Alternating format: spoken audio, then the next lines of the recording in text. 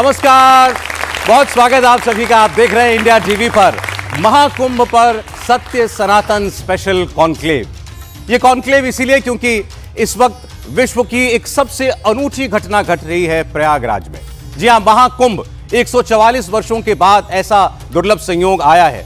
45 करोड़ हिंदु धर्म में, सनातन में आस्था रखने वाले डुबकी लगाएंगे आस्था की। लाखों साधु, संत, ऋषि, मनीषी पहुंचे हुए हैं प्रयागराज में और आज उनकी बातें आप तक पहुंचाने के लिए, इस महाकुंभ की व्याख्या करने के लिए, क्या महत्व है एक सनातनी के, हिंदू के जीवन में इस महाकुंभ का, क्यों उसको जाकर के वहां साधु संतों के दर्शन करने चाहिए, क्यों उसको संगम में डुबकी लगानी ही चाहिए, ये सारी बातें आप तक पहुंचे, इसके लिए आज हमने एक ये विशेष कार्यक्रम रखा है।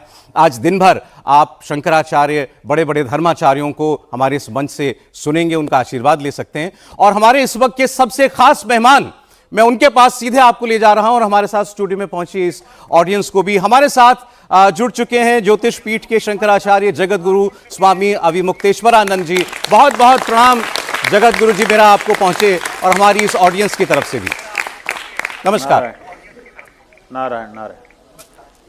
जगत गुरु जी, आप तो प्रयागराज में ही हैं, तो सबसे पहले आप जैसा देख रहे हैं, जैसी व्यवस्था आपने सोची थी होगी, क्योंकि इतना भव्य, इतना बड़ा कार्यक्रम इसको बनाने की कोशिश की गई है, कैसा लग रहा है प्रयागराज?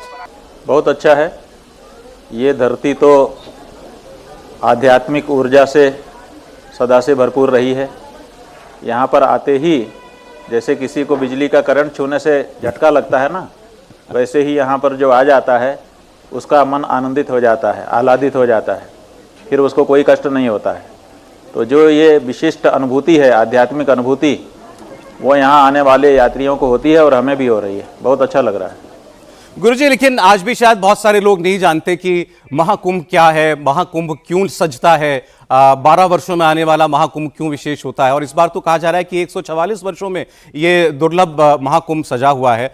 क्यों पहुंचना चाहिए वहां हर सनातनी को? देखिए, जैसे अपना शरीर होता है तो वैसे तो पूरा शरीर ही महत्वपूर्ण है, लेकिन उसके कुछ अंग विशेष महत्वपूर्ण हो जाते हैं जिनके बिना शरीर का काम नहीं चलता है। जैसे पृथ्वी में सब धरती एक जैसी है, लेकिन कुछ धरती विशेष होती है, उसी तरह से कोई कोई पानी विशेष होता है और कोई कोई कालखंड भी विशेष होता है। जो काल का अंतराल है, उस काल के अंतराल के बारे में हमारे पूर्वजों ने विचार किया है और ये बताया है कि जब सूर्य और चंद्र मकर राशि में हों, जब बृहस्पति वृष राशि में हो और अमावस्या का योग हो जाए, वो माघ का महीना, तो ये बहुत ही विशिष्ट पर्व होता है। और इस पर्व की विशेषता ये है कि इसमें जो आध्यात्मिक कार्य किए जाते हैं उनका अनंत गुना फल हो जाता है। इसलिए इस कालखंड में यहाँ पर आना एक विशेष अनुभूति भी प्रदान करता है और विशिष्ट उपलब्धि भी हमको कराता है। इसीलिए जब महाकुंभ का पर्व आता है तो लोग सिमट करके, जैसे घड़े में सब तरफ का पानी सिमट करके आकर के समा जाता है और घड़े को परिपूर्ण बना देता है, ऐसे ही हमारा जो जीवन है, जो केवल भौतिक हो गया है, आध्यात्मिकता उसमें से घट गई है, उस आध्यात्मिकता के साथ हमारा जो जीवन है वो परिपूर्ण बनता है और उसकी परिपूर्ति ये कुंभ जैसे पर्व हमको कराते हैं। यहाँ पर आकर के हमारा जीवन परिपूर्ण बन जाता है। इसीलिए इसका महात्म्य सदा से लोगों ने समझा है और उसको अपनाया है और परंपरा से लोग उसको निर्वाह करते चले आ रहे हैं और आध्यात्मिक आनंद लेते आ रहे हैं। तो आप लोग सब भी जाना चाहेंगे ना अब तो कुंभ, तो एक बार जरा अपनी आवाज से और तालियों से जरा पहुंचाइए उन तक ये बात। मैं दर्शकों को भी बताऊं और हमारी यहाँ को सुनाई दे रही है जी जी गुरु जी। हम चाहेंगे कि एक बार जरा त्रिवेणी की जयकारा, त्रिवेणी माता का जयकारा लगा दें तो और अच्छा लगे, थोड़ा आध्यात्मिक वातावरण आपकी स्टूडियो में भी हो जाए। गंगा मैया की जय, यमुना मैया की जय, बहुत सुंदर, बहुत बढ़िया, त्रिवेणी संगम की जय, प्रयागराज सरकार की जय। बहुत सुंदर, बहुत सुंदर। मैं दर्शकों को बता रहा था, आप लोगों को भी जानना चाहिए। बढ़िया। देखिए प्रयागराज, गुरु जी अपनी बात आप कह लें, मैं कहता हूं उसके बाद आप कह लें। नहीं, अब देखिए आपका जो स्थान है जहाँ पर आप खड़े हैं, संभवतः स्टूडियो होगा, वो स्थान भी अब आध्यात्मिक हो गया, वातावरण वहाँ गूंज गया पूरा। जी पूरी तरीके से। तो जैसे आप देखिए वहाँ पर जो लोग आपके साथ बैठे हैं अगर उनको पूछेंगे कि जयकारा के पहले और जयकारा के बाद कितना अंतर वहाँ के वातावरण में आया, तो वो कहेंगे कि बाद वाले में ज़्यादा कुछ भराव आ गया। आप समझिए कि कुछ लोग वहाँ बैठे हैं और वो माँ का जयकारा लगा रहे हैं, और जहाँ करोड़ों लोग इकट्ठा होकर के एक साथ बोलेंगे, वो क्या वातावरण होगा। और उसको जो सुन पाएगा, जो समझ पाएगा, जो आत्मसात कर पाएगा, उसके आनंद की कितना, उसका आनंद कितना गुना होगा। मैंने तो लेकिन जगत गुरु जी आपके शिविर की कुछ तस्वीरें देखी थी जो शायद ड्रोन से ली गई थी, आसमान से ली गई थी। बहुत ही भव्य सजा हुआ है पूरा शिविर, और उसके अंदर मैं आपको बताऊं कि एक अनवरत एक महायज्ञ जो है वो चलता रहेगा, जिसके अंदर 1100 आचार्य जो हैं वो नियमित आहुतियां देते रहेंगे। हर रोज 9 घंटे तक ये महायज्ञ वहां पर चलेगा। इसके लिए 334 कुंड बनाए गए हैं और पूरा 1 महीने तक ये महायज्ञ होगा। इसके पीछे क्या वजह है? और दूसरा ये भी मैंने पढ़ा कहीं कि आपके शिविर में धर्म संसद भी सजने वाली है। जी, दोनों बातें बिल्कुल सही हैं। जो हमारा ज्योतिर्मठ का शिविर है उसमें हम लोग 324 कुंड का एक यज्ञ मंडप बना करके 1100 विद्वान पंडितों के द्वारा वहाँ पर यज्ञ करने वाले हैं। और उद्देश्य एकमात्र ये है कि हम हिंदुओं के माथे पे सबसे बड़ा कलंक इस समय जो लगा हुआ है वो है गौ हत्या का। हम करोड़ों करोड़ की संख्या में इस देश में रहते हैं और अपने ही देश में हम गौ हत्या को बंद नहीं करवा पा रहे हैं। हमने इसके लिए आज़ादी की लड़ाई लड़ी, अपना स्वराज्य स्थापित किया, लेकिन आज भी गौ माता की हत्या उसी तरह से हो रही है जैसे तब हो रही थी। तो इसलिए हम हिंदुओं के लिए सबसे बड़ी पाप बोध की बात है, और इस पाप बोध को मिटा देना यही हमारा संकल्प है। और इसीलिए हमने यहाँ पर आध्यात्मिक ऊर्जा प्राप्त करने के लिए, वैसे तो भौतिक रूप से हम राष्ट्र गौ प्रतिष्ठा आंदोलन चला रहे हैं पूरे देश में, लेकिन हमारे गुरुजी महाराज ने कहा था कि जब कोई कार्य करो तो भौतिक उपायों के साथ साथ आध्यात्मिक उपाय भी करना। तो इसी उपाय के अंतर्गत आध्यात्मिक उपाय के रूप में ये गौ प्रतिष्ठा महायज्ञ हम लोगों के द्वारा यहाँ पर किया जा रहा है, और उसमें 2.25 करोड़ के लगभग आहुतियाँ पड़ेंगी। और हम चाहेंगे कि देवता प्रसन्न होकर के ऐसा वातावरण निर्मित करें कि गौ हत्या देश में बंद हो जाए, ताकि हम हिंदुओं के माथे पर जो गौ हत्या का कलंक है, पाप है, वो उससे हमको छुटकारा मिले। तो इसके लिए वो कार्य कर रहे हैं। साथ ही साथ शंकराचार्य के पद पर प्रतिष्ठित होने के नाते सनातन धर्मियों को उनकी समस्याओं के बारे में मार्गदर्शन करना भी हमारा दायित्व है। तो हमने सोचा कि इसके लिए विद्वानों से और आम लोगों से भी चर्चा करके मार्गदर्शन करना चाहिए। इसी के लिए परम धर्म संसद के रूप में आयोजन किया जा रहा है। ये संसद हमारे ब्रह्मलीन जगतगुरु शंकराचार्य जी महाराज ने ही स्थापित की थी, और उसके बाद से निरंतर सनातनी जनता को मार्गदर्शन देने के लिए यह संसद कार्य कर रही है। और वो संसद यहाँ पर लगाई जा रही है। संसद भवन बन करके लगभग तैयार हो गया है। थोड़े दिनों के बाद, जैसे कल हम यहाँ से प्रवेश करेंगे, परसों से संसद की कार्यवाही शुरू हो जाएगी, जो पूरे 1 माह लगभग चलेगी। 27 दिन सत्र चलेगा। बीच के जो पर्व के दिन हैं उनमें अवकाश रहेगा। उसके अलावा प्रतिदिन 12 बजे से सत्र आरंभ होगा। देश के सनातन धर्मियों की जो जो समस्याएं हैं, जो समस्या कोई भी सनातन धर्मी बताएगा कि धर्म पालन में हमको ये समस्या आ रही है, उस समस्या को वहाँ पर चिन्हित किया जाएगा, और उनमें से जितनी समस्याओं पर हो सकता है चर्चा करके, विचारणा करके, विद्वानों से परामर्श करके एक धर्मादेश प्रतिदिन सायंकाल 4 बजे जारी किया जाएगा, जो कि लोगों के लिए मार्गदर्शक का कार्य करेगा। तो ये एक तो हमारे अपने दायित्व के कारण, और दूसरे आम सनातनी जनता के माथे से गौ हत्या का पाप मिटाने के लिए ये 2 कार्य हमारे के द्वारा यहाँ पर किए जाएंगे। आपने भी जैसे खुद ही बताया कि रोज उसमें से धर्मादेश जारी किए जाएंगे। देश की संसद भी जब बैठती है, कोई कानून बनाती है, तो वो पूरे देश पर लागू होता है। तो ऐसे वहां से जो निर्देश आदेश जारी होंगे वो हर सनातनी हिंदू उसका पालन करना पड़ेगा, मानना पड़ेगा। अगर आप थोड़ा सा और बता पाएं गुरुजी कि गौ हत्या के अलावा और कौन कौन से ऐसे विषय हैं जो इस धर्म संसद में आएंगे? हम लोगों ने जो जुड़े हुए लोग हैं और पब्लिक प्लेटफॉर्म पर भी लोगों से समस्याओं के बारे में जानकारी आमंत्रित की है। तो बहुत सारे लोग अलग अलग ढंग से, कोई चिट्ठी लिख करके, कोई फेसबुक और दूसरे सोशल मीडिया के माध्यमों से, व्हाट्सएप आदि पर हमको लिख करके भेज रहे हैं कि हम धार्मिक हैं और धर्म पालन करना चाहते हैं, धार्मिक जीवन जीना चाहते हैं, लेकिन हमको ये समस्या आ रही है। तो जो जो समस्या वो बता रहे हैं, वो सब समस्याओं को हम लोग पंजीबद्ध कर रहे हैं। अभी तक बहुत सारे लोगों ने, लगभग 1000 से ज़्यादा लोगों ने समस्या हमको भेजी है, और उन समस्याओं को हम लोगों ने पंजीबद्ध किया है। और अभी भी जब संसद चलती रहेगी तो सोशल मीडिया प्लेटफॉर्म पर रोज उसका लाइव प्रसारण भी किया जाएगा। जी। जो लोग उसमें भाग लेना चाहते हैं अपनी जगह से बैठ करके ही भाग ले सकते हैं और उसके बारे में जो कुछ उनका अभिमत है उसको भी प्रकट कर सकते हैं। और सबकी राय लेकर के और जो धर्मशास्त्रों से हमको प्रकाश मिलता है इस बारे में उसको लेते हुए हम एक मार्गदर्शन देना चाहेंगे। हम चाहते हैं कि हमारा जो जीवन है वो हमारी परंपराओं से भी जुड़ा हो और एकदम आधुनिक भी हो। आधुनिकता से हमको बैर नहीं है, लेकिन परंपरा को माइनस करके नहीं, परंपरा को साथ में संजोते हुए। तो ये जो नए जमाने के हमारे भाई बहन हैं, बच्चे बच्चियां हैं, उनके जीवन को धार्मिक रूप से मार्गदर्शन देने के लिए है। इसलिए उन्हीं के द्वारा जो समस्याएं कही जाएंगी उन्हीं पर हम लोग विचार करेंगे। जी गुरुजी, मैं यहाँ स्टूडियो में जो हमारी ऑडियंस है, जो बच्चे हैं, जो आचार्य आए हुए हैं, उनमें से आप में से कोई भी अगर कुछ पूछना चाहता हो, कुछ कहना चाहता हो, शंकराचार्य जी आप कुछ बोलेंगे? मेरा नाम चंदन पांडे है। पूछिए। सर्वप्रथम मैं गुरुजी को प्रणाम करना चाहता हूँ। मैं ये पूछना चाहता हूँ कि हमारी जो प्रयाग भूमि है उसमें जो कुंभ स्थान है, वक्फ बोर्ड में उसे भी अपनी ज़मीन कहा है, तो ये क्या सच में उनकी ज़मीनें हैं या फिर हमारी ज़मीनों को हमसे छीनने की कोशिश की जा रही है? ठीक है, आपने अच्छा प्रश्न पूछा। अभी हम कह रहे थे ना कि आज की जो पीढ़ी है उसके मस्तिष्क में जो प्रश्न है असल में उन्हीं का समाधान दिए जाने की ज़रूरत है। जो परंपरा से प्रश्न उठे रहे हैं और उनका समाधान परंपरा से होता रहा है वो भी है, लेकिन साथ ही साथ जो नई पीढ़ी है उसके मन में अगर कोई प्रश्न आता है तो उसका समाधान किया जाना अति आवश्यक होता है।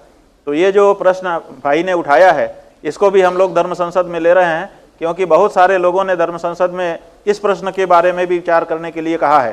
तो हमारी प्रयाग की ये जो पुण्य भूमि है जिसमें हमारे परंपरा से कल्पवास करते हम चले आ रहे हैं, उसमें वक्फ के लोगों की भूमि कहाँ से आ गई, कब से आ गई, और आ गई तो उन्होंने उसका वक्फ के लिए उपयोग क्यों नहीं किया, और केवल वक्तव्य दे करके कैसे कह रहे हैं। अगर वक्फ की गई है इसका मतलब कि वो ईश्वरार्पित की गई है, समाज के लिए वो भूमि है, तो उन्होंने उसका समाज के लिए अभी तक उपयोग क्या किया, कब किया, कोई प्रमाण अभी तक दिखाया नहीं गया है।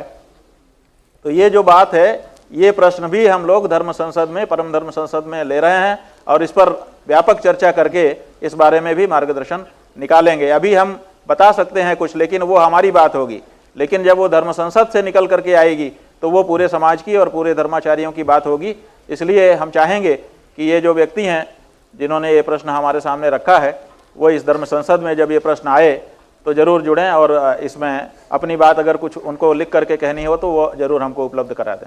गुरुजी, ये विवाद कहाँ से शुरू हुआ था, मैं ये जरूर बता सकता हूँ। दरअसल जब ये अखाड़ा परिषद की तरफ से और कई साधु महात्माओं की तरफ से मांग हुई कि कुंभ महाक्षेत्र के अंदर गैर सनातनियों को और मुसलमानों को प्रवेश नहीं मिलना चाहिए, वो दुकान ना लगा पाए, ऐसी मांग जब हुई तो उसके जवाब में एक मुस्लिम धर्मगुरु हैं, उन्होंने ये कहा कि महाकुंभ की जो जहां महाकुंभ सजा है वो 54 बीघा तो वक्फ की जमीन है। अगर मुसलमानों की वक्फ की गई जमीन पर महाकुंभ हो सकता है तो ऐसा ही बड़ा दिल हिंदू धर्माचार्यों को दिखाना चाहिए और मुसलमानों को वहां आने की अनुमति देनी चाहिए। असल में ये जो महोदय हैं जिन्होंने ये वक्तव्य दिया, जैसा कि आप कह रहे हैं और हमसे बड़े दिल की अपेक्षा कर रहे हैं, उनको पहले हमारी समस्या समझनी चाहिए कि हमने ये जो बात कही कि हमारे कुंभ पर्व में मुस्लिम ना आए, वो क्यों कही, हमारी क्या मजबूरी ऐसी हो गई थी। परंपरा से हमारा कुंभ होता चला आ रहा है, हर 12 वर्ष में होता है, और 12 वर्ष में क्या हर वर्ष प्रतिवर्ष होता है। यहाँ पर माघ का मेला तो होता ही है, यहाँ शिविर लगते ही हैं, कल्पवासी आते ही हैं। कुंभ के समय में थोड़ा ज़्यादा बड़ा हो जाता है, इससे ज़्यादा कुछ नहीं है। तो ऐसी परिस्थिति में हमको क्या मजबूरी हुई कि इसी बार हमने कहा। बात यह है कि पिछले 1-2 वर्षों से लगातार सोशल मीडिया पर ऐसे वीडियो और ऐसे चित्र और ऐसे आख्यान आए जिनसे ये सिद्ध होता था कि जो मुसलमान मुस्लिम धर्म को मानने वाले लोग हैं, मुस्लिम्स, वो जब भोजन की कोई चीज़ तैयार करते थे तो उसमें थूक देते थे। यहाँ तक कि कई जगह पर तो पेशाब करने के भी उदाहरण दिखाई दिए। और इतना ही नहीं, इस तरह की बातें आती थीं, लेकिन किसी मुस्लिम धर्मगुरु के द्वारा ऐसी जो कार्य थे, क्रियाकलाप थे, उनका खंडन नहीं किया गया। कभी किसी के द्वारा नहीं कहा गया कि जब तुम हिंदुओं के लिए भोजन बना रहे हो तो उसमें क्यों थूक रहे हो, ये गलत है, ये इस्लाम के अनुरूप नहीं है, तुमको क्यों ना इस्लाम से बाहर कर दिया जाए। ऐसा कोई कड़ा कदम भी उनकी तरफ से नहीं उठाया गया।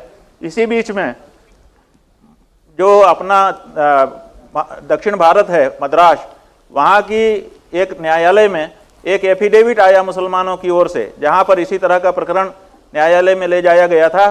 तो वहाँ पर उन्होंने एफिडेविट पर कहा कि भोजन की वस्तु में थूक देना हमारे लिए सुन्नत है, हमारे लिए तभी वो स्वीकार्य होता है जब उसमें किसी मुस्लिम का कुछ अंश चला जाए। तो ऐसी परिस्थिति में हमारे लिए वो सुन्नत है। तो उनके लिए वो सुन्नत हो सकता है, लेकिन हम हिंदुओं के लिए वो अपवित्र हो जाता है। तो ऐसी परिस्थिति में हम अपनी पवित्रता को बनाए रखने के लिए जागरूक हुए, ये सब वीडियो वगैरह देख करके, और तब हमने कहा कि हम यहाँ माघ में आएंगे, अपनी पवित्रता को बचाए रखने के लिए हमको ये कड़ाई करनी पड़ेगी कि इस बार ऐसे लोग यहाँ पर ना प्रवेश करें। यहाँ पर सवाल मुस्लिम का नहीं है, यहाँ पर सवाल हमारी पवित्रता का है, जो इनके द्वारा फैलाए गए वीडियो और दूसरे माध्यमों से खंडित होती हमको दिखाई दे रही थी। तो हमने किस कारण से कहा ये तो समझें। वक्फ बोर्ड की जमीन अगर उन्होंने हमको दी है, हम उनका धन्यवाद करना चाहेंगे, लेकिन पहले वो सिद्ध भी होनी चाहिए कि उनकी है कि नहीं। और वो बाकी चीज़ों में हमको सहयोग करें, हम उनको धन्यवाद देंगे, हम सदा से देते रहे हैं, लेकिन हमारी पवित्रता को हमको बचाए रखने के लिए तो छूट होनी चाहिए कि उसके लिए भी वो कहेंगे कि नहीं, तुम पवित्रता अपनी नहीं बचाए रख सकते हो। इसके जवाब में गुरुजी एक सांसद हैं, संभल से आते हैं, उन्होंने कहा कि अगर ऐसा महाकुंभ में किया जाएगा तो कल को ऐसा ना हो कि जो बड़ी बड़ी दरगाहें हैं, मज़ारें हैं, जहां पर हिंदू भी करोड़ों लाखों की संख्या में जाते हैं, वहां पर भी उनके प्रवेश पर पाबंदी लगा दी जाए। हाँ, बिल्कुल सही है। देखिए, जितनी जल्दी ये कर दें उतना हम उनका स्वागत करेंगे। उन्होंने मक्का में और मदीना में कर रखा है। 40 किलोमीटर दूर जब कोई मक्का में जाता है तो उसकी जाड़ा तलाशी होती है, देखा जाता है कि ये मुसलमान है कि नहीं, खतना है कि नहीं, आदि आदि। तो 40 किलोमीटर दूर से ही हमको तो रोक दिया जाता है उनके धर्मस्थान जाने में। हमारे धर्मस्थान में फिर क्यों आते हैं वो? और अगर उनकी दरगाह और दूसरे ऐसे पीर मजार जहाँ पर उनके बैठे हुए हैं, अगर वहाँ पर वो हिंदुओं को जाने से रोक दें, इससे बढ़िया कुछ नहीं होगा। जिस दिन ये वो घोषणा करेंगे उसी दिन हम बहुत उनका धन्यवाद करेंगे, अभिनंदन करेंगे, क्योंकि इससे उनकी भी शुद्धता होगी और हमारी भी शुद्धता होगी। क्यों आप इतने खुश क्यों हो गए इस बात पर कि दरगाहों पर और मज़ारों पर पीरों के पास हिंदू ना जा पाए? हम इसलिए खुश हो गए कि इससे हमारी शुद्धता बनी रहेगी। अभी क्या हो रहा है कि ना राम राम रहा, ना खुदा खुदा रहा, रम खुदैया हो गया है। ये रम खुदैया हमको पसंद नहीं है। हम चाहते हैं कि राम राम रहे, खुदा खुदा रहे। इसलिए जिसका धर्म स्थान है उसी को वहां जाना चाहिए, दूसरों को नहीं जाना चाहिए। इस पूरे विवाद पर बहुत से लोग ये कह रहे हैं गुरुजी कि भारत जो है सऊदी अरब की तरह कोई धार्मिक राष्ट्र तो है नहीं, वो तो इस्लामिक राष्ट्र है, हम हिंदू राष्ट्र नहीं है। यहां पर कानून का राज चलता है और कानून सबके लिए बराबर है। कुंभ की व्यवस्था सरकार करती है और सरकार धर्मनिरपेक्ष है। ये सेक्युलरिज्म के सिद्धांतों के खिलाफ है जो मांग अखाड़ा परिषद कर रहा है। देखिए, सेक्युलरिज्म का मतलब आप लोग नहीं समझते हैं। सेक्युलरिज्म का मतलब ये नहीं है कि हम अपना धर्म छोड़ दें और मुसलमान अपना धर्म छोड़ दें, मुसलमान मुसलमान ना रहे, हिंदू हिंदू ना रहे। अगर ऐसा सेक्युलरिज्म है तो हम इसको इनकार करते हैं, लेकिन हम जानते हैं कि भारत में ऐसा सेक्युलरिज्म नहीं है। भारत के संविधान की धारा 25 के अंतर्गत हमको अपने धर्म की पालन की और उसके प्रचार की पूर्ण स्वतंत्रता प्राप्त है। तो हम अपने धर्म का अपने धर्मशास्त्र के अनुसार पालन कर सकते हैं और अपनी पवित्रता को बचाए रखने के लिए उद्योग भी कर सकते हैं।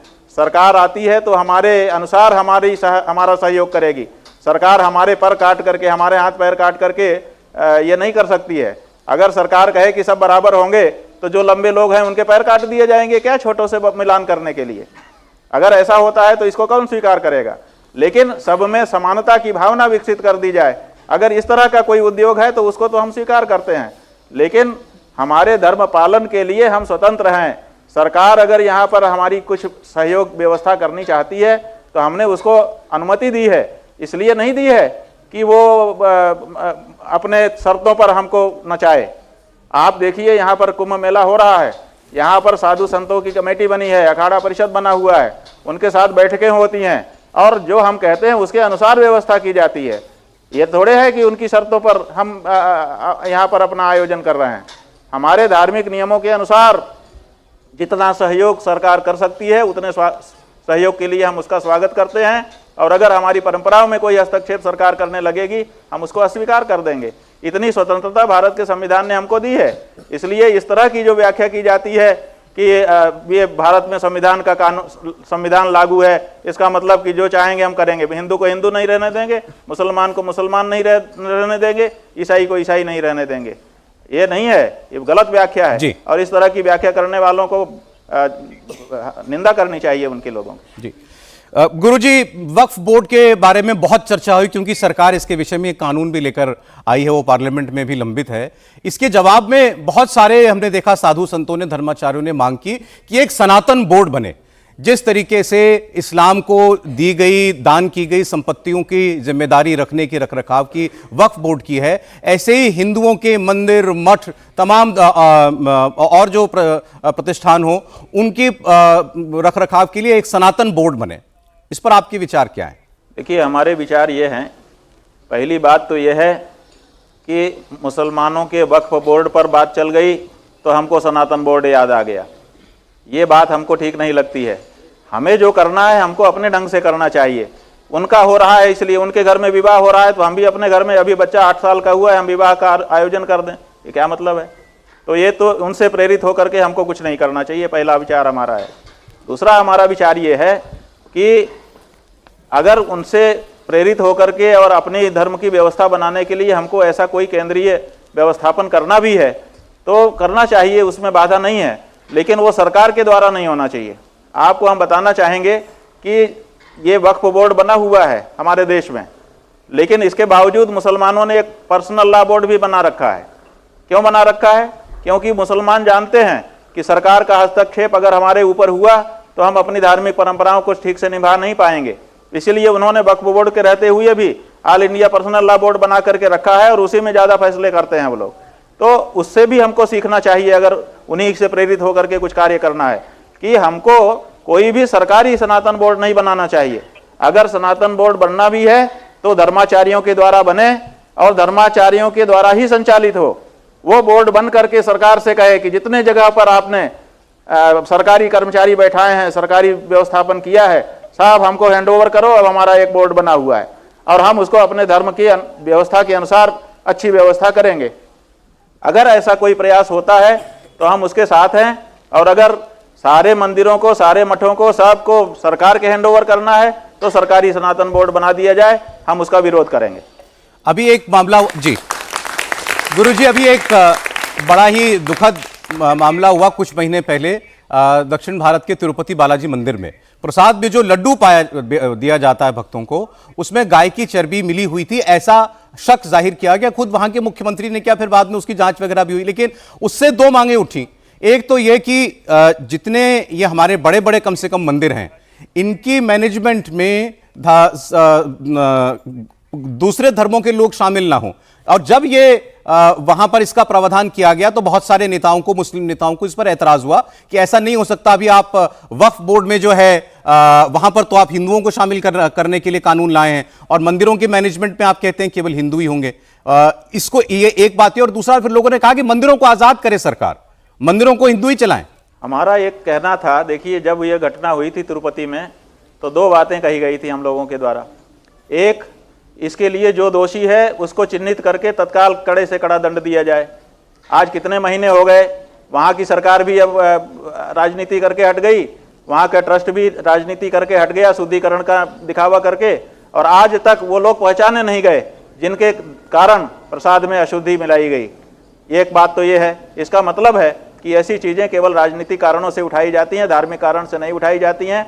उस व्यक्ति को दंडित होना और कड़े से कड़ा दंड मिलना बहुत जरूरी था, उस व्यक्ति या व्यक्तियों को जो लोग इस तरह की चीज में शामिल थे। दूसरे, तिरुपति जो मंदिर है वो देश का सबसे धनाढ्य मंदिर माना जाता है। 13,000 करोड़ रुपए से ज्यादा तो कैश जमा है और 1000 किलो से ज्यादा सोना जमा है, जाने कितनी तो उसकी उनकी प्रॉपर्टी है। तो हमारा ये कहना था कि अगर इतना संपत्ति आपके पास है और हम हिंदुओं ने वो चढ़ाया है वहां पर ताकि भगवान का भोग राग अच्छे से लगे, पूजा अच्छे से हो, यही उद्देश्य है भगवान के मंदिर में चढ़ाने का, तो आप खरीदते क्यों होगी? आपकी अपनी गौशाला क्यों नहीं हो सकती है? आज तक तिरुपति के संस्थान ने अपनी गौशाला नहीं स्थापित की। हमारे मंदिरों में जो चढ़ोतरी आती है उसको आप बैंक में जमा करते हो, जरूरत पड़ने पर सरकारें उनका उपयोग करती हैं और उसका जाने कौन सा उपयोग कर देते हो। यहाँ तक कि बहुत सारे मंदिरों की संपत्ति जो है वो दूसरे समुदाय के लोगों के लिए वेलफेयर के लिए दी जा रही है। भगवान की पूजा ठीक से हो नहीं पा रही है और दूसरी जगहों पे उसका उपयोग किया जा रहा है, तो ये अमानत में खयानत है, कानून के अनुसार भी सही नहीं है, धर्म के अनुसार भी सही नहीं है। जो पैसा जिस मद में आए उसी मद में उसको खर्च होना चाहिए। अगर उसका मद बदला जाता है तो भी ये अपराध होता है। ऐसी स्थिति में भगवान की पूजा में कोई अगर कोताही हो रही है तो वहाँ की जो कमेटी है वो पूरी तरह से इसके लिए जिम्मेदार होनी चाहिए और उसका दंड भी उसको मिलना चाहिए। यही तो हम कह रहे हैं। देखिए तिरुपति मंदिर में क्या था, वहाँ पर एक ट्रस्ट बना हुआ है टीटीडी। अब वो टीटीडी ट्रस्ट है, उसमें तो ट्रस्टी लोग ही हैं ना, लेकिन नियंत्रण सरकार का है। जब सरकार आती है अपने आदमियों को वहाँ पर बैठा देती है और सरकार समझते ही हैं कि आजकल सरकार में शामिल होने के लिए लोग इसीलिए उतावले रहते हैं क्योंकि सरकार में अगर आ गए तो फिर वारे न्यारे हो जाएंगे, उनके भ्रष्टाचार की गंगा में डुबकी लगाने लगेंगे। तो ऐसी परिस्थिति में जहां पर सरकार का हस्तक्षेप हो गया वहां भ्रष्टाचार शुरू हो जाता है और जहां धर्म का हस्तक्षेप होता है वहां पर भ्रष्टाचार रुक जाता है। क्यों? क्योंकि धार्मिक लोग ये मानते हैं कि भगवान हमको देख रहा है, अगर हम गड़बड़ करेंगे भले कोई दूसरा ना देखे लेकिन भगवान तो कम से कम देख रहा है, तो वो पापाचार नहीं करते हैं। इसलिए इस धर्म बुद्धि को बढ़ाने के लिए हमारे मंदिर बनाए गए थे, मठ बनाए गए थे, केंद्र बनाए गए थे। उस धर्म बुद्धि को बढ़ाने का प्रयास ही नहीं हो रहा है। तो ऐसी स्थिति में जो टीटीडी है वो भी ट्रस्ट है, इसी तरह का अगर सनातन बोर्ड बन जाएगा तो वो भी व्यर्थ ही रहेगा। इसीलिए हमारा कहना है कि मंदिरों में जो आमदनी है सबसे पहले तो मंदिर की अपनी गौशाला हो और मंदिर की अपनी पाठशाला हो उस पैसे से, ताकि उस गौशाला से जो दूध, घी, दही, मट्ठा, छाछ आए भगवान को भोग लगे और उसी एरिया के लोगों को वो उपलब्ध करा दिया जाए, या तो कम शुल्क में या तो निःशुल्क में जी। और दूसरे जो पाठशाला हो वहाँ क्षेत्र के बच्चों को वहाँ पर संस्कार सीखने की सुविधा हो जाए। ये दो कार्य जरूरी हैं। इसलिए मठों मंदिरों की जो आमदनी है उसको इन्हीं कार्यों में विनियोग करने के लिए धर्माचार्यों को आगे आना चाहिए। लेकिन सरकारी सनातन बोर्ड से ये कभी नहीं होगा, बल्कि उल्टे धार्मिक लोग अपना गला सरकार के हाथ में दे देंगे। जी, स्टूडियो में आए एक मित्र एक प्रश्न पूछना चाह रहे हैं, आप पूछेंगे? आपसे एक प्रश्न था गुरुदेव कि अभी सनातन में एक बहुत ज्यादा समस्या है कि कोई भी त्योहार हो, जन्माष्टमी हो या होली हो या दिवाली हो, 2-2 दिन मनाए जाते हैं। हर पर्व, हर त्योहारों को 2 दिन रखा जाता है, एक दिन वैष्णव, एक दिन शैव, यानी ऐसा कह देते हैं कि एक दिन इसके लिए, एक दिन इसके लिए। तो क्या वाकई 2 दिन मनाना सही है या गलत?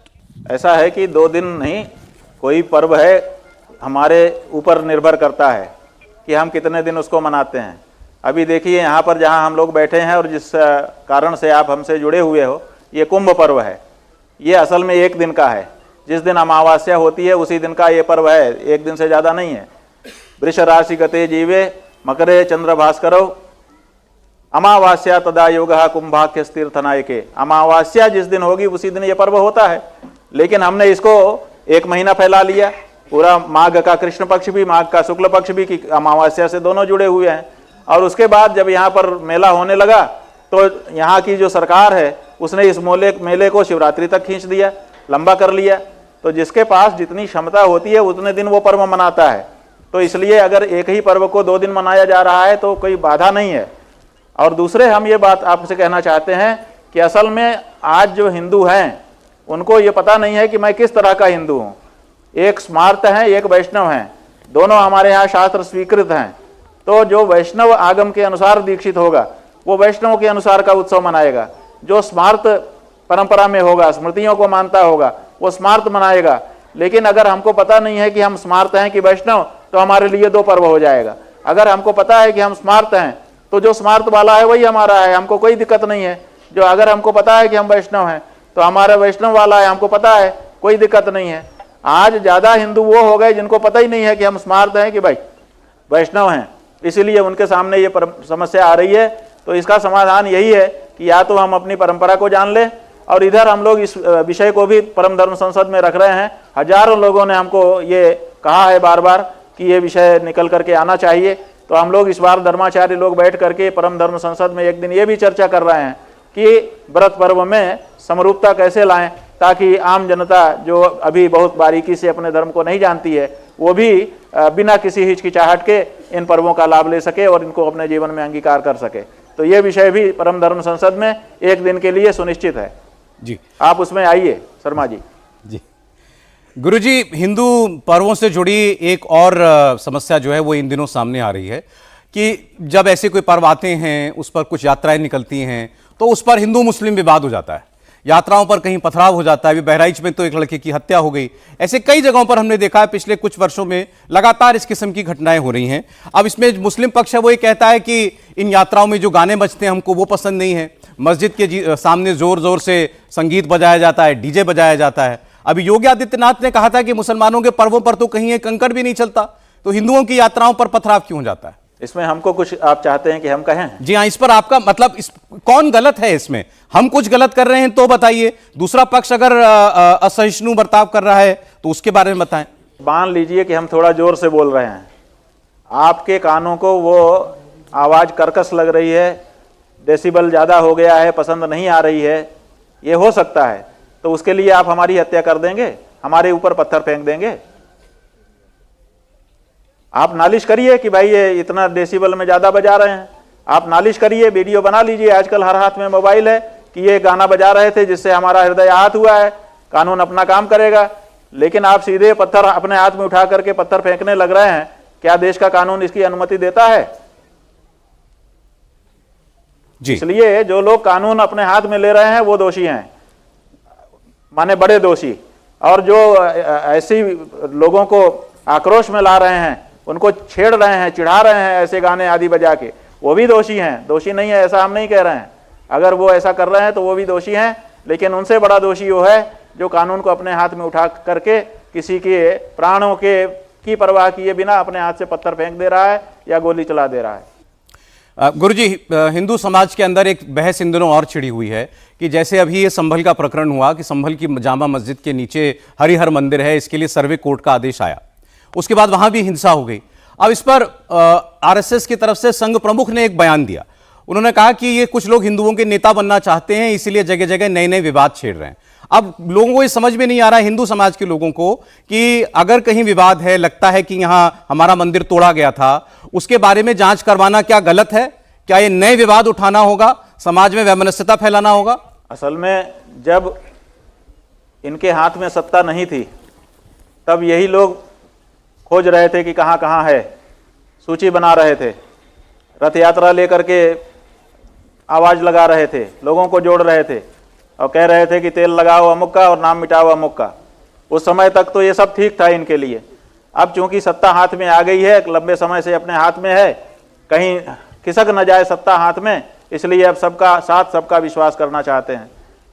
ये सुविधा भोगी राजनीति है, ये हम नहीं चाहते। हम चाहते हैं कि न्याय का शासन अपने देश में होना चाहिए।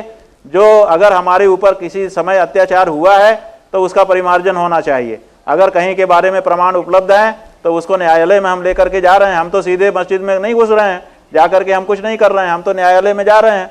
ऐसे ही उनके अगर कोई प्रमाण है तो वो भी प्रस्तुत कर दें और दूध का दूध पानी का पानी हो जाए। लेकिन ये कहना पूरे समाज के कोई अब आप मत देखिए, माने जब आपको जरूरत थी तब आपने कहा कि खूब देखो, टार्च लगा के देखो, चश्मा लगा के देखो, और वो जो दूरवीक्षण यंत्र आता है वो लगा करके देखो, बिल्कुल निकल जाना चाहिए। और अब आप कह रहे हैं कि बिल्कुल ये देखना ही नहीं चाहिए। तो ये उनकी सुविधा भोगी वाणी है, इसका हम स्वीकार नहीं करते हैं, इसका हम निंदा करते हैं। हम ये चाहते हैं कि न्याय का शासन हो। अगर हमारे किसी स्थान पर अत्याचार करके उसको कब्जे में ले लिया गया है तो बिल्कुल वो हमको वापस मिलना चाहिए, और अगर हमने किसी का उनका ले लिया है वो भी प्रमाण दे, हम भी वापस कर देंगे। यही न्याय की बात है और इसी से अंतिम शांति समाज में आएगी। केवल ऊपर ढक देने से कुछ नहीं होता है। जब तक निराकरण नहीं किया जाएगा समस्या का तब तक समाधान नहीं होगा। आज जब ये बात उठती है तो हमको लगता है कि हमारे साथ अत्याचार हुआ। मुसलमान लड़का भी दुखी है। एक मुसलमान लड़का हमको मिला था, बोले हम भी दुखी हैं इससे। हमने कहा तुमको क्या दुख है? बोले हमको लगता है कि हमारे पूर्वज अत्याचारी थे क्या? हम तो इस्लाम वाले हैं, हम तो हमारे यहाँ तो अत्याचार कोई करता नहीं है, तो ये कैसे हो गया? तो हमने कहा इसीलिए तुमको भी जरूरत है कि तुम भी इसके बारे में प्रमाण उपस्थित करो ताकि तुमको भी स्पष्टता हो जाए। तो हमको और उनको दोनों को जरूरत है कि इस बारे में हम लोग अपनी राय स्पष्ट कर लें, और उसका तरीका एक ही है, न्यायालय। न्यायालय में जाकर के अपने अपने प्रमाण लोगों को प्रस्तुत करने चाहिए और जो स्पष्टता हो वो कर लेनी चाहिए। अगर इसको दबाया गया तो दबाने से समस्या समाधान नहीं होती, आंख बंद कर लेने से खतरा नहीं टलता है। गुरुजी, इस पर बहुत सारे मुसलमान नेता ये कहते हैं कि हमारी एक मस्जिद, मतलब बाबरी मस्जिद जहां अब राम मंदिर बन गया, हमारी एक मस्जिद शहीद कर दी गई, अब हम दूसरी कोई मस्जिद नहीं देंगे। दूसरी ओर हिंदू समाज के बहुत सारे लोग ये कहते हैं कि देश के अंदर हजारों लाखों ऐसे धार्मिक स्थल हैं, मस्जिदें हैं, मंदिर हैं, ये सिलसिला कहां जाकर के रुकेगा? ऐसे तो देश में आग लग जाएगी। पहले तो ये पूछो कि शहीद का मतलब क्या होता है। ये हम लोगों का संस्कृत का शब्द नहीं है, उन्हीं का शब्द है। चाहे अरबी का होगा, चाहे फारसी का होगा, चाहे उर्दू का होगा। तो शहीद कौन होता है? शहीद जो है वो होता है जो धर्म की स्थापना के लिए अपना प्राण न्यौछावर करे। तो इनका जो बिल्डिंग थी वो कौन से धर्म की स्थापना के लिए वहाँ से हट गई, गिर गई? वहाँ तो इस्लाम स्थापित हुआ नहीं। तो ऐसी परिस्थिति में उसको शहीद कहना, बिल्डिंग को, ये शहीदों का अपमान नहीं तो क्या है? जो लोग शहादत दिए हुए हैं अलग अलग कारणों से। और दूसरे ये है कि आपकी मस्जिद वो थी नहीं, आपको खूब मौका दिया गया, एक नहीं दो नहीं, हजारों मौके दिए गए। आप पूरे देश से प्रमाण इकट्ठा किए, जाने कितनों वकीलों को आपने खड़ा किया, बार बार बहस हुई, आप कभी सिद्ध नहीं कर पाए कि वो आपकी मस्जिद थी। जो मस्जिद सिद्ध ही नहीं कर पाए, अभी भी लकीर माने रस्सी जल गई, अभी बल नहीं गया। जब आपको मौका दिया कोर्ट में कि खड़े हो, बोलो कैसे तुम्हारी मस्जिद है, उस समय मस्जिद सिद्ध नहीं कर पाए, और अब वक्तव्य देते हो कि मस्जिद हमारी शहीद हो गई, हम दूसरी मस्जिद नहीं देंगे। पहले उसको मस्जिद सिद्ध करो। इस्लाम के अनुसार वही जगह मस्जिद हो सकती है जो मालिक ने अपने द्वारा वक्फ किया हो, उसी जगह पे मस्जिद बन सकती है। कब्जा करके किसी जगह पर आप घोषित कर दो कि मस्जिद है, वो राजनीतिक मस्जिद हो सकती है, धार्मिक मस्जिद नहीं हो सकती है। और आपके धर्म के विद्वानों से हमने चर्चा की है और उन्होंने हमको बताया है कि कब्जा की गई जगह पर अगर कोई नमाज पढ़ता है तो खुदा उसको कबूल नहीं करता है। तो ये आपकी राजनीतिक मस्जिदें हैं, इनको धार्मिक मस्जिदें मानना आपकी भूल है, इसको सुधारिए, तब जाकर के खुदा आपकी नमाज कबूल करेगा। और राजनीति करने वाले जिस समय थे उन्होंने हमको नीचा दिखाने के लिए यह सब किया, अब आप भी हमको क्यों नीचा दिखाना चाहते हो? आप तो अपना परलोक संवारो, आप तो कम से कम खुदा के प्रिय बनो। आप तो इसको छोड़ो, छोड़ करके सही जगह पे जाओ, वहां पे बैठ करके नमाज पढ़ो, हम भी सहयोग करेंगे तुम्हारा। गुरुजी, एक और विषय जो भी सामने आ रहा है वो है यूसीसी का। देश जब आजाद हुआ तो हिंदुओं के जो पर्सनल लॉज थे उसके लिए तो हिंदू कोड बिल बना दिया गया। उसके बाद आज जाकर के ये सरकार कह रही है कि यूनिफॉर्म सिविल कोड देश में आना चाहिए, लेकिन इसको भी मुस्लिम समाज जो है बड़े तौर पर अपने धर्म में हस्तक्षेप के तौर पर देख रहा है। क्या यूसीसी देश में होना चाहिए? नहीं, ये हम ठीक समझते हैं। हम ये जो मुसलमान कह रहे हैं ना कि ये हमारे धर्म में हस्तक्षेप होगा, हम भी इसको ऐसा ही देखते हैं कि असल में ये यूसीसी हमारे भी धर्म में, हमारे हिंदू धर्म में भी हस्तक्षेप होगा। असल में ये सबको बराबर बनाने वाली जो पद्धति इन्होंने निकाली है ना कि जो लंबा है उसको काट दो ताकि बराबर हो जाए, तो ये जो तरीका है ये ठीक नहीं है। इसीलिए हमने यूसीसी के बारे में जब हमसे आप लोगों ने पूछा था तो हमने यही बताया कि पहले उसका कानून का हम अध्ययन करेंगे, अगर हमारे धर्म में कोई हस्तक्षेप होगा तो हम उसको स्वीकार नहीं करेंगे। हम अपने धर्म के अनुसार जीवन यापन करना चाहते हैं। हाँ, आपके राज्य के अंदर अशांति ना उत्पन्न हो, कानून की व्यवस्था बनी रहे, उसके लिए जो एक रूपता है उसको तो हमने स्वीकार किया है। आपका पीनल कोड जो है, जिसको अब आपने भारतीय न्याय संहिता कह दिया है, उसको तो सबने स्वीकार किया हुआ है, उसमें तो समरूपता है। फिर आप हमारे धर्म में क्यों कटौती करना चाहते हो? चाहे मुसलमान के धर्म में कटौती की जाए, उसको धर्म की चीजें छोड़ने के लिए कहा जाए, चाहे हमको कहा जाए, हमारे दृष्टि में दोनों बराबर है। जी, जगत गुरु जी, इन दिनों बहुत बात होती है कि हिंदू समाज एक हो जाए, इसके लिए बहुत से लोग यात्राएं भी निकाल रहे हैं। अब जैसे प्रधानमंत्री ने, हालांकि वो नेता हैं तो वो तो अपनी बात जो कहते हैं चुनावों में ज्यादा कहते हैं, लेकिन उन्होंने कहा है मैं पूरे देश के लिए, समाज के लिए कह रहा हूं कि एक हैं तो सेफ हैं। अब कुंभ के लिए उन्होंने संदेश दिया, महाकुंभ का संदेश, एक हो पूरा देश, गंगा की अविरल धारा, न बटे समाज हमारा, कुंभ एकता का महायज्ञ है, जातियों का भेद खत्म हो जाता है। सब एक हो जाए, जातियां भुला दें, क्या यह समाज के लिए अच्छा है? देखिए, बात यह है कि ये जो जातियां भुला दें, जातियां भुला दें, जात पात की करो विदाई, और ये तरह तरह के अभी नारे आपने हमको सुना दिए, ये सब नारे जो लोग लगाते हैं ना, उन्हीं के गाल पे करारा तमाचा है हमारा ये कुंभ, जो सदियों से चला आया है। ये कहते हैं हम हिंदू समाज के लोग जात पात में बटे हैं, हम कहते हैं कि हमारे कुंभ में आओ, देखो हमारी एकता देख लो, कौन जात पात में बटा है। उसी घाट पे शंकराचार्य नहाते हैं, उसी घाट पे तुम्हारा, जिसको तुम दलित पिछड़ा कहते हो, वो नहाता है। हम तो दलित पिछड़ा किसी को नहीं कहते हैं। तुमने जिसको दलित पिछड़ा की ठप्पा लगा करके बेचारों की जिंदगी भर, उनके वंशजों को भी दलित पिछड़ा घोषित कर दिया है, वो उनको हम तो नहीं कहते ये शब्द, लेकिन वो भी वहीं पे नहाते हैं। तो ये जो हमारा कुंभ है, ये आज का नहीं है, ये मोदी जी ने नहीं बनाया, ये योगी जी ने नहीं बनाया है, ये हमारे पूर्वजों ने लंबे समय से बना करके रखा है। और यहाँ पर आइए देखिए कौन किसकी जात पूछता है, कौन किसका जो है आर्थिक और दूसरी भेदभाव पूछता है। यहाँ हम लोग एक हो जाते हैं। तो ये बहुत बड़ा तमाचा है ऐसे लोगों के कान पर, कनपटी पर, जो लोग ये कहते हैं कि हिंदू समाज में भेदभाव है और जात पात है और भेदभाव है। तो अब उनको संकोच लग रहा है, इसी कुंभ की व्यवस्था करनी पड़ रही है। तो अब इसको अपने नाम ठप्पा लगाना चाहते हैं कि हमने बुला दिया, समरूपता हम दिखा रहे हैं। तुम क्या दिखा रहे हो? तुमने तो जातियों में बांट दिया है, तुम जात की राजनीति करते हो, जिसके कारण हमारा जो हिंदू समाज है वो टूट गया। तुम्हारी जात की राजनीति के कारण आज हमारे हिंदू समाज में एकता खंडित हो गई। तुम हमको एकता सिखाओगे? ये आपत्तिजनक है कि ऐसे लोग आकर के हमको उपदेश देने लग जाते हैं। हमने सदा से सब में परमात्मा को देखा है, हमने कुंभ पर्व का आयोजन करके सबको समान दिखाया है, प्रयोग करके दिखा दिया है कि हम एक हैं। और आप बांटते हो, आप जात की राजनीति करते हो, उस जाति के आदमी को मंत्री बनाते हो, उस जाति के आदमी को टिकट देते हो, उस जाति के आदमी को करते हो, जातीय समीकरण देखते हो। ये सब जाति जाति जाति जाति कौन करता है? ये आप करते हो। और हम धार्मिक लोग किसी को जाति का सर्टिफिकेट नहीं देते आज की तारीख में। किसी के घर में जाकर देख लो, जाति के आधार पर सर्टिफिकेट हो, लेकिन आपकी सरकार जाति का प्रमाण पत्र बांटती है।